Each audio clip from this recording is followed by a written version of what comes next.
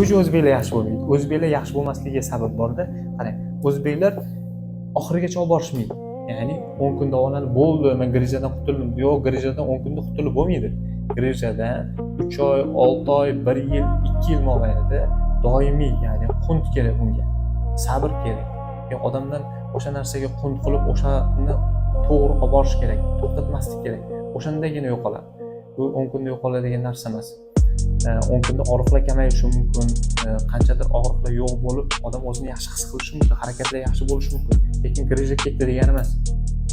Agar grija ketdi deb o'ylasangiz yo kimdir sizga 10 kunda grijani yo'qotib beraman desa, bu sizning qulog'ingizga ilingan lag'mon bo'ladi.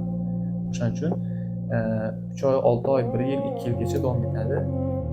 Shuning uchun biz o'zbeklarimiz u narsani qilmaydi. Ya'ni 10 kunda olinishadi, keyin uy, ro'zg'or, bola chaqani ketishyapti.